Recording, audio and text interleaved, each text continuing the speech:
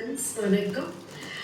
மாப்பிள்ளை பொண்ணு அப்படின்னு திருமணத்துக்காக பார்க்கும் பொழுது மோஸ்ட்லி எல்லாருக்குமே இருக்கக்கூடிய மோகம் என்னன்னா, பொண்ணு அழகா இருந்துட்டா நம்மள லைஃப்ல ரொம்ப சந்தோஷமா வச்சுப்பா அப்படின்றதெல்லாம் தாண்டி பொண்ணு அழகா இருக்கணும், அழகா இருந்தா லைஃப் நல்லா இருக்கும் அப்படின்ற ஒப்பீனியன் எந்த காலத்துல இருந்தோ இருக்கு.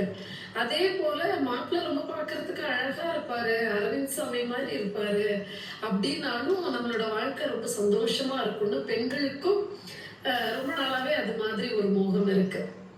ஆனா ஆக்சுவலி ஒரு திருமணத்துல ஒரு பெண் அழகா இருக்கிறதும் ஆண் அழகா இருக்கிறதும் கணவன் மனைவி அழகா இருக்கிறதெல்லாம் தாண்டி அழகான மனைவி அமைஞ்சும் கூட அவங்களுடைய செக்ஷுவல் இன்டிமசி, அதாவது கணவனுக்கும் மனைவிக்கும் இருக்கக்கூடிய அந்த தாம்பத்தியம் அப்படின்ற இடம் வரும் பொழுது அந்த அழகெல்லாம் தாண்டி அந்த புரிதல் இல்லை அப்படின்னா எந்தவித கனெக்ஷனுமே ஏற்படாது. ஸோ அதுதான் ப்ராக்டிக்கலியும் கூட இயல்பான இயற்கையான விஷயம் கூட.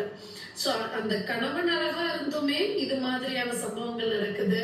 ஒரு பெண் அழகான பெண்ணை கல்யாணம் பண்ணிட்டோம் சாதிச்சிட்டோம்னு நினைக்கிற இடத்துல அந்த பெண் உங்களுடைய காதல் காமம் சார்ந்த விஷயங்களை கொஞ்சம் கூட புரிஞ்சுக்கவே இல்லை, கொஞ்சம் கூட உங்களுக்கு ஈடு கொடுக்கல, கோஆப்ரேட் பண்ணல, புரிஞ்சுக்கவே இல்லை, நீங்க புரிய வைக்கவும் முடியல அப்படின்ற சென்ஸ் வந்து அழகான பொண்ணை ஒரு பொம்மையை கல்யாணம் பண்ணி வாழ முடியுமா அப்படின்ற கொஸ்டின் உங்களுக்கு அப்பதான் எழும். ஸோ பெண்ணோ ஆணோ அழகா இருக்கிறவங்கன்றதை தாண்டி அவங்க உங்களை எந்த அளவுக்கு உடல் ரீதியாகவும் மன ரீதியாகவும் ஒரு திருமண வாழ்க்கைய தாம்பத்திய வாழ்க்கைய உங்க கூட இயல்பா நடத்த முடியும், உங்களை புரிஞ்சு வச்சிருக்காங்கன்ற அந்த புரிதல் தான் அந்த கல்யாண வாழ்க்கையை சஸ்டெயின் பண்ணி லாங் டேர்முக்கு கொண்டு போறதுக்கு உதவும்.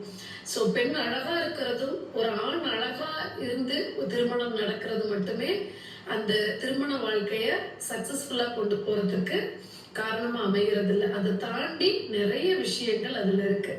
ஸோ அதுல முக்கியமானது இந்த தாம்பத்திய புரிதல் அப்படின்றது. ஸோ அந்த புரிதல் எந்த அளவுக்கு இணக்கமா ரெண்டு பேருக்கும் மிஸ் அண்டர்ஸ்டாண்டிங் இல்லாம இருக்குன்றத பிஃபோர் மேரேஜே அவங்க பேசி தெரியப்படுத்திக்கிறதும் ஒரு நல்லதா இருக்கும். நன்றி.